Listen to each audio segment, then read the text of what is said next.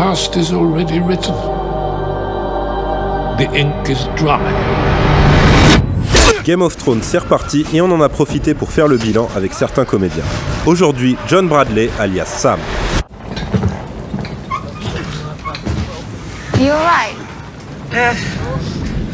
When you took this part, did you think, yeah, I'm gonna beat Sam from Lord of the Rings at his own game?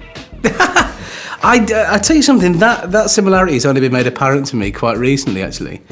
But I don't think it's any secret. I don't think George would make any secret of it, that he was hugely influenced by Lord of the Rings and that whole thing. Even the RR in the middle of his name, I don't think is a happy coincidence. But no, I mean, parallels are always going to be drawn between those characters, not only because of the name, but I think they both follow very similar lines of characters that are unknown quantities and only know their worth when it becomes apparent to anybody else. And I think playing those parts are really inspiring, and that formula for that character has been seen since drama began, really. The downtrodden hero who comes good in the end. Yeah, it's a joy to play parts like that. Sam stays a virgin for a very long time in a show where basically everybody gets laid all the time. What was it like for an actor? I think that's a really interesting question, actually, because it really puts into focus just how extraordinary their situation is as young men, and how, although they're young men in very extreme circumstances, they have to fight for survival every day, and they're fighting huge armies of God knows how many people, and also fighting supernatural elements like White Walkers. It's great to see that their priorities aren't that dissimilar from the priorities of teenage boys everywhere.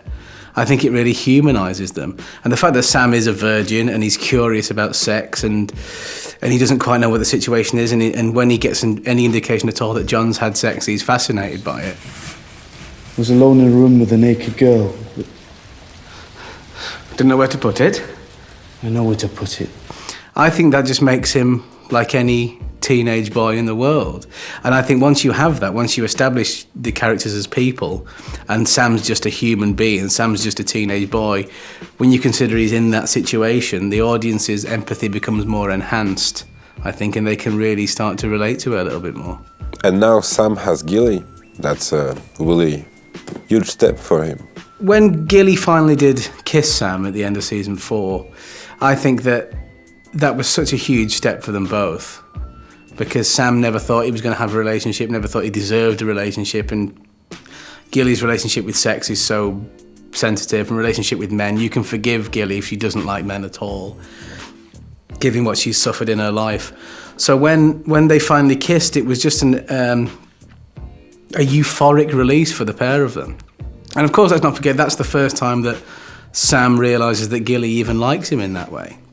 So for somebody like Sam, who's never felt attractive and never felt he's worth anything, to feel that just one person in the whole world finds him attractive and likes him in that way, is such an unbelievable achievement for him, an achievement that most people take for granted. But we'll see how that develops, but I think he's well on the right track. That's a really good response to those who were thinking that maybe Sam had a crush on John. Oh, really? Yeah. Well, I think that Sam, apart from his mother, John is the first tender and affectionate relationship that Sam's ever had. No one touches Sam. It'd be tragic to think that, Sam got the wrong end of the stick about that. But I don't think there's anything like that between Sam and John. I think that Sam sees John as everything he possibly needed when he first came to Castle Black. He's a mother and a big brother and a father figure, but I don't think that he sees John as his long-term partner, should we say.